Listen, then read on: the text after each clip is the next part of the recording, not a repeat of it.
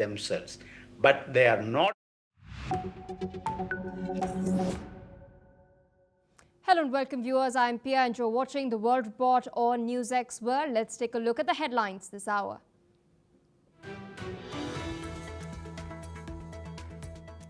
US and Russia have found no compromise on the key issue of territorial concessions after talks were held in Moscow yesterday. Kremlin has stated that talks with the United States were useful, but there's a lot of work ahead to ink a peace pact.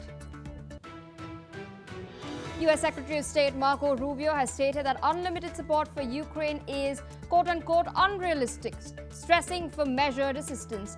Meanwhile, US President Donald Trump has added that the United States will continue sending weapons if Europe contributes as well. Russian President Vladimir Putin has stated that Russia does not seek war with European powers but is ready to fight if Europe pursues a direct conflict. He's also accused Europe of blocking US President Donald Trump's peace efforts.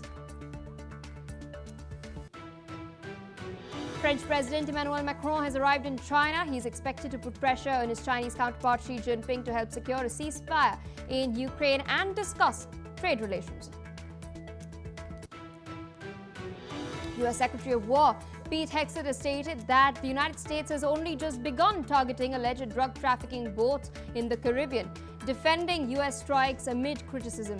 Pentagon insists that operations are legal and under US and international law. US President Donald Trump has stated that he held a very productive call with Brazilian President Lula da Silva discussing trade, sanctions and joint efforts against organized crime as both leaders now seek to deepen economic cooperation and strategic ties. The Trump administration has halted immigration applications from nationals of 19 countries already facing US travel restrictions, with the USCIS stating that processing delays are necessary to protect national security. US Ambassador to the UN Mike Waltz is slated to visit Israel. He will be with his Israeli counterpart next week. The two leaders will tour the country from the 8th to the 10th of December.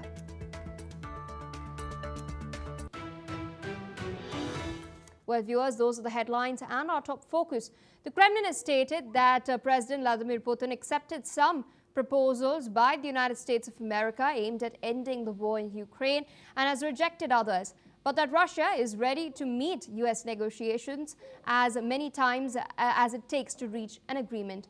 Kremlin spokesperson Dmitry Peskov has emphasized that it would be wrong to say that President Putin rejected the US plan on Ukraine outrightly, describing the initial exchange as simply the first step. He's also stressed that the results of this technical work should form the basis for a future high-level conversation between Russia and the United States. He's added that the Kremlin highly values Donald Trump's political will to seek a resolution and is grateful for his efforts, adding that Russia is ready to meet with the US as many times as necessary to reach an agreement. Meanwhile, Moscow has also criticized what it called megaphone diplomacy, stating that negotiations are more productive without any public commentary. With us on the broadcast is Professor Georgy Tolaraya. He's a professor at the Russian Academy of Science, joining us from Moscow. Thank you so much for taking our time and speaking to us on NewsX World.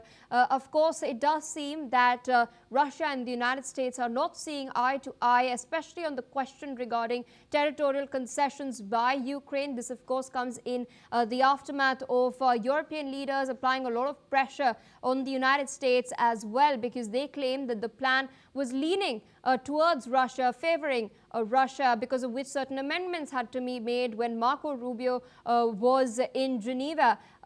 It's speaking to Ukrainian officials over there. What do you make of this latest conversation that President Putin has had with Steve Witkoff? This is, of course, been described by the Kremlin as a first step. Where do you see these talks headed to? Well, I think it's nice that the more or less serious talks have finally started, and the sides have agreed not to disclose their contents, and any leaks would be very harmful and highly unconstructive, and we can only guess what's going on. And the problem is that all the document or any agreement cannot be reached unless every single letter is agreed on, unless all the details are agreed on. And the situation is far from that. And I'm personally always not very optimistic, as you have noticed through our previous conversations. And this time I would say that we are moving in a good direction. But regardless of how willful both Russian side and American side is on reaching some kind of agreement, there always a kind of third factor, and the fact is Ukraine, because in Zelensky's interest is to prolong the conflict. So anytime he can throw in some kind of very small issue, which seems to be small at first, but which will jeopardize the whole agreement. I'm afraid of that. I'm afraid that this initial positive outcome doesn't mean that the next round will lead to some kind of finalizing the agreement. There can be always found something that the sides cannot really agree on. And if we're talking about the territorial issue, for example, Ukraine not agreeing to losing Donbass, that one, Russia cannot take this. You know, that's a non-starter. So if I don't know the contents of the talks, please understand. But if this is the issue, then there will be no success in these talks. But let us hope that both sides will have enough willpower and patience to overcome this difficulty. But I'm not very optimistic, and I keep my fingers crossed. We have seen, despite a lot of criticism being mounted by Ukraine's European allies, it does seem that the Trump administration is still trying to make some headway as far as the peace process is concerned. Donald Trump specifically has been very eager to get this deal going. So in light of talks being hampered, we've of course yet to see how this entire scenario plays out, but there's a lot being talked about as far as the ground situation is concerned as well. We've recently learned that Russia has made some fresh gains. Russia has now claimed to have captured the entirety of Pokrovsk, which is a key logistical hub for Ukraine. How do you read into what's taking place on the front lines and the pressure, the sort of pressure that is being mounted through kinetic means, even as peace negotiations are underway? Well, I think that President Putin put it very clearly. We, of course, will be eager to finalize the conflict and to end the conflict in a peaceful manner. And it could be done through negotiations, which we now see. But we won't wait for the other side, for the opposing side, to put on further and further conditions that's waiting for them to change their mind. As long as they do it, the Russian troops will keep on attacking, keep on moving forward. And that's what's going on. And it will go on. So any deal that Ukraine will have a week from now, a month from now, will be worse than the one they'll have today. All right, so with that, I would like to thank you for taking our time sharing your perspectives and insights with us on NewsXpert. Viewers, we're tracking further updates coming in as far as this war is concerned and what's taking place on the ground. We're learning that Russia claims that they've taken control of another settlement from Ukrainian forces. Russian Defense Ministry has now claimed that the Russian forces in Vostok have advanced in the Zaporizhia region and captured the settlement of Chervon. The ministry has also reported new exchange of strikes with Ukraine and Russian artillery and drones hitting Ukraine military infrastructure in around 145 areas. Russia has made several territorial claims in the Zaporizhia region in recent weeks, including the capture of the villages of Zatishia, Rivnopilia and Mala Tokmachka, and its forces continue to advance along the front line. On that note, viewers, we're shifting focus to the east. French President Emmanuel Macron has arrived in Beijing for a 3-day state visit focused on boosting trade ties and urging China to help pressure Russia towards a ceasefire in Ukraine. Macron, who was welcomed by Chinese Foreign Minister Wang Yi, began his trip with a visit to the renovated Qianglong Garden in the Forbidden City. France hopes to secure more Chinese investments and better market access for French exports, with new agreements expected in the energy, food and aviation sectors. China accounts for 46% of France's trade deficit, and economic tensions have grown, especially amid recent EU-China trade disputes. A key goal of this visit, apart from the bilateral trade equation, is Ukraine. After meeting President Volodymyr Zelensky earlier this week, Macron now aims to convince Beijing to use its influence to push Moscow towards peace. Meanwhile, France also expects China not to provide Russia with support that could prolong the war. China maintains it supports dialogue and a political resolution. Macron is expected to meet President Xi Jinping and attend a business forum before talks with other top Chinese officials. With us on the broadcast is Dr. Astha Chadha from Ritsumeikan University. She's an associate professor of international relations, joining us from Kyoto. Thank you so much for taking our time and speaking to us on NewsX World. A lot to unpack over here. I'll go through this one by one. First up, of course, the fact that Macron was welcomed by none other than Wang Yi. We do know Wang Yi, as the foreign minister, does enjoy, of course, the confidence of Xi Jinping. But what sort of message is the Chinese president trying to send, and what sort of signaling is he making by sending Wang Yi to receive the French president? Absolutely. I mean, this visit by President Macron to China is very, very important, and specifically given the timing of it. On one hand, you have the United States trying to strike its own peace deal with Russia and trying to halt the Ukraine war. And on the other hand, you have the coalition of European leaders who are not satisfied with that sort of a deal that keeps Europe pretty much out of the conversation. And they want to go around and ensure that a peace talk actually does take place on the terms that Ukraine would agree to. So, given that Wang Yi went to receive President Macron, this is more likely to develop not just into them discussing with China, France discussing with China as to how they could in some way help Europe exert influence on Russia so as to stop this war, or at least reach a ceasefire that is going to hold long enough. That's one. Two, they're looking at some sort of a solid security guarantee for Ukraine, which would mean how to ensure that peace deal or that ceasefire can be elongated further, and there are no more claims on any territory by Russia, or Russia does not make any military advances into Ukraine. And then thirdly, there are also, very importantly, I think for both China and France, there are economic interests here. And this is mainly in the backdrop of the fact that a lot of European leaders have in the past moved away from saying that they want to decouple into saying that they want to now de-risk from China.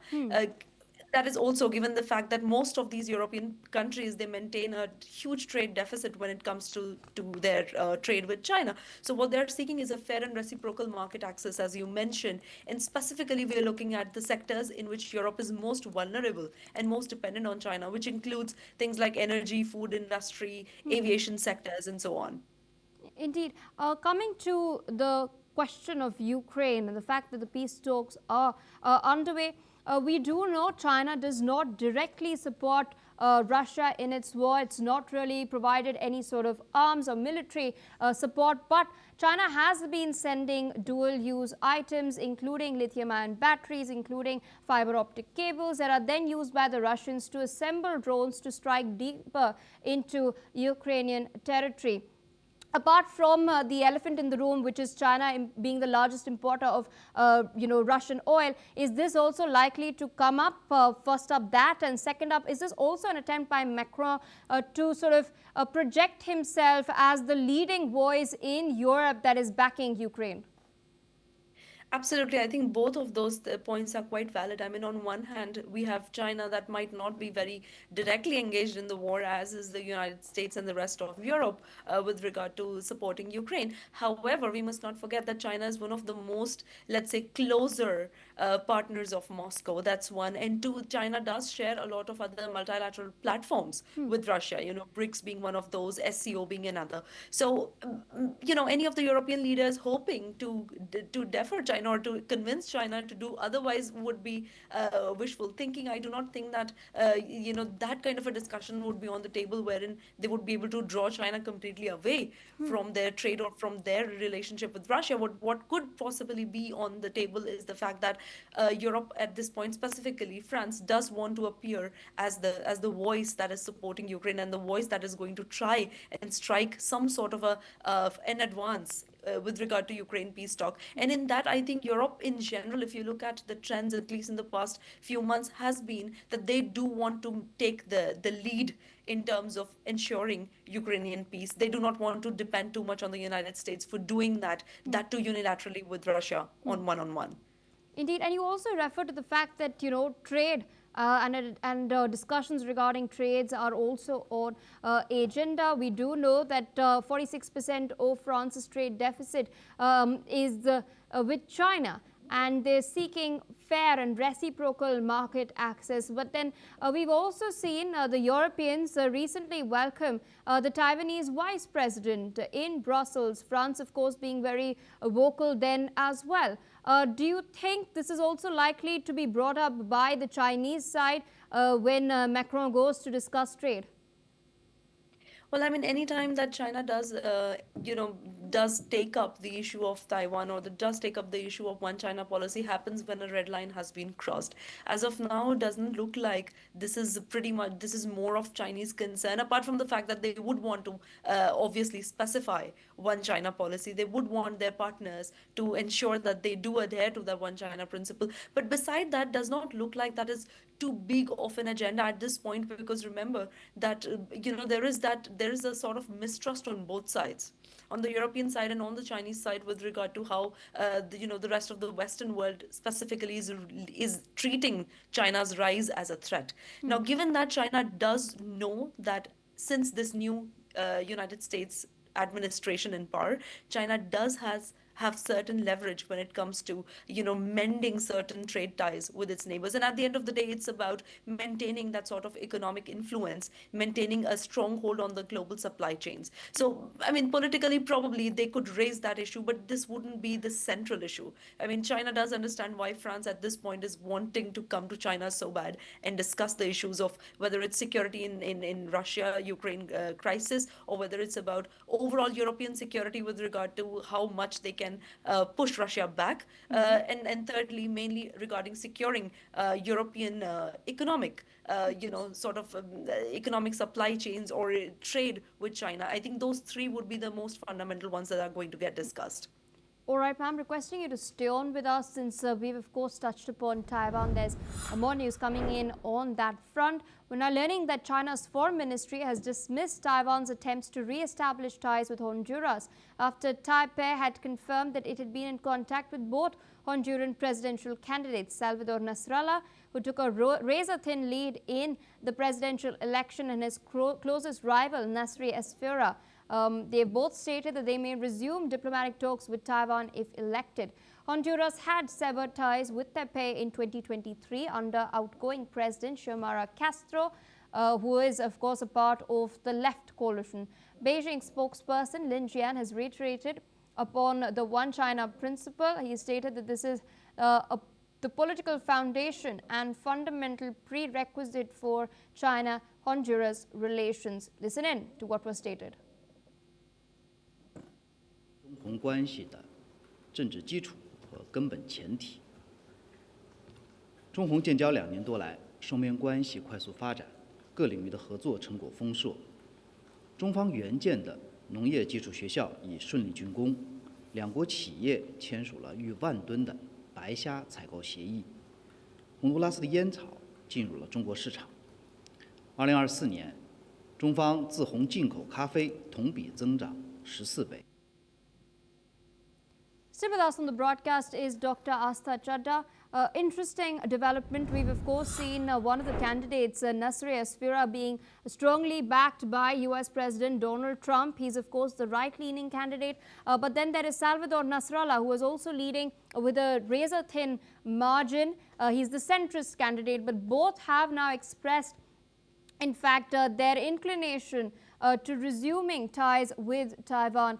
China, of course, reiterating what it always does, the One China principle and its claims of sovereignty over the democratically elected government in Taiwan. What do you make of these developments? How crucial is the outcome of this particular election towards the larger geopolitical game?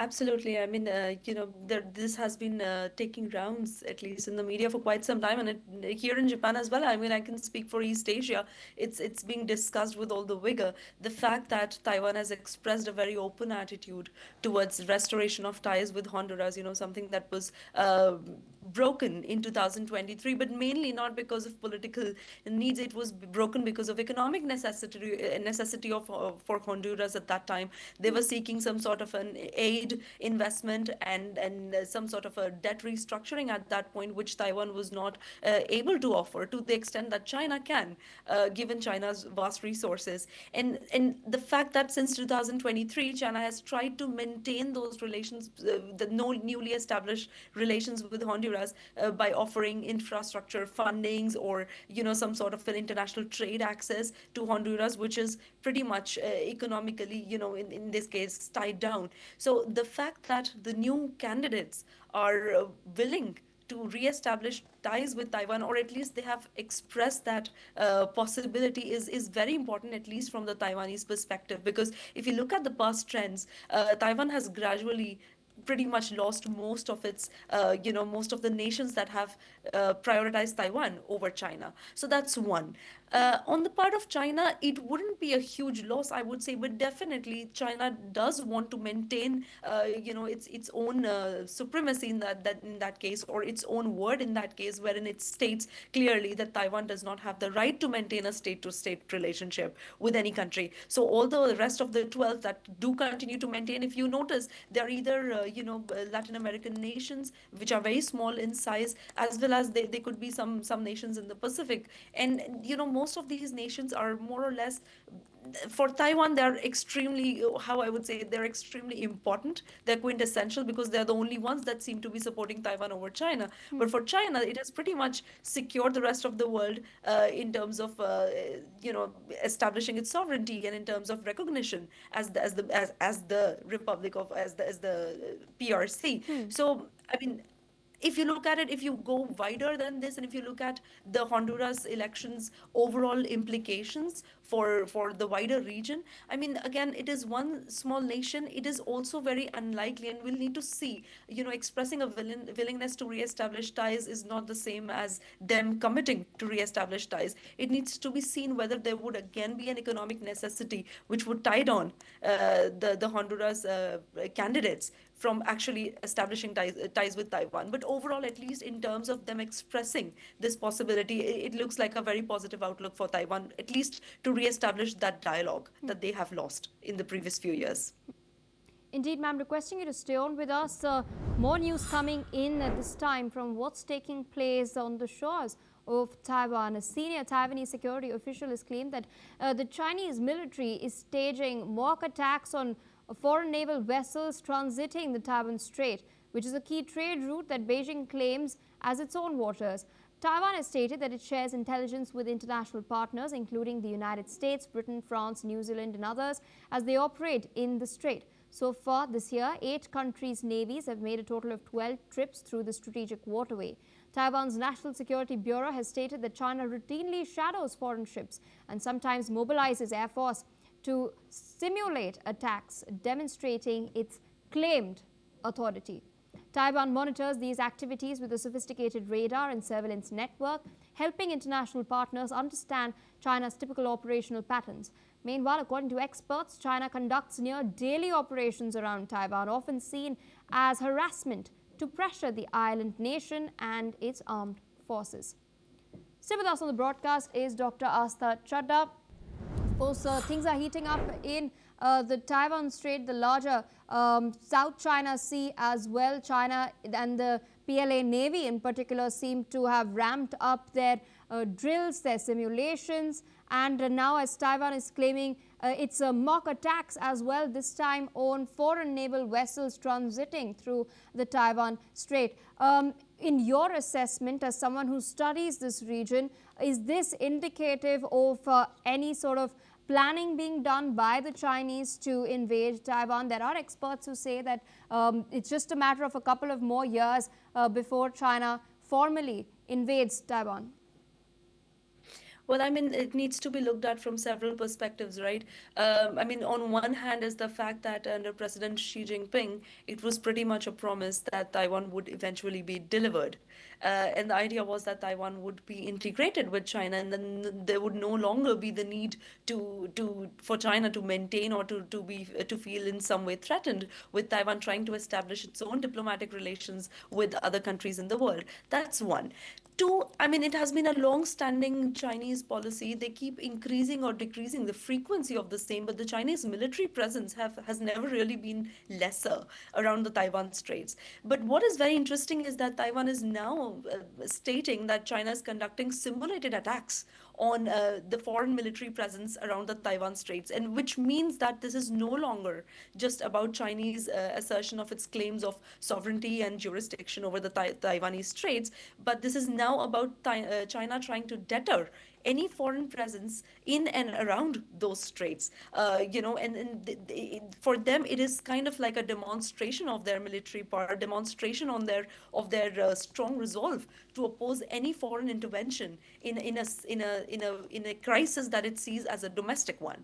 And lastly, there are obviously implications for this. I mean, if China continues to do these mock attacks, there is a very high possibility that there could be, and this has happened in the South China Sea in the past with Philippine boats, with Vietnamese boats. So this is again on the cards. It's possible that there could be some miscalculation, some misinterpretation, and some accidental confrontation if China does cross a certain line. So, I mean, Taiwan sharing this kind of a detail is obviously very important for its partners, but it also needs, I would say, some sort of a rethinking on the part of US and its allies, who do insist that Taiwanese Strait is an international waterway, and there are going to be implications, let's say, for Japanese security or the US security. So if China continues to ramp up its presence, specifically military presence in the region, if China does turn these simulated attacks into kind of like gray zone warfare in some case, this could definitely raise the stakes for security in the region.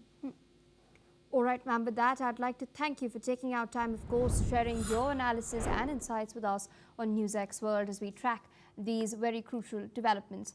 On that note, viewers, we're shifting focus to news coming in from South Korea. We're now learning that South Korean prosecutors have sought a 15-year prison sentence for former First Lady Kim Kyung-hee, who is on trial for bribery, stock manipulation and violating political fundraising laws. The charges stem from a year-long probe linked to former President Yoon Suk-yeol's brief declaration of martial law and related scandals. Prosecutors have also accused Kim of accepting bribes from the Unification Church and requesting free opinion polling from a political broker. Appearing at the court hearing, Kim apologized for causing public concern but maintained her innocence. The Seoul Central District Court will deliver its verdict on the 28th of January. On that note, viewers, it's a wrap on this bulletin. More news and updates on the other side. Stay tuned on NewsX World.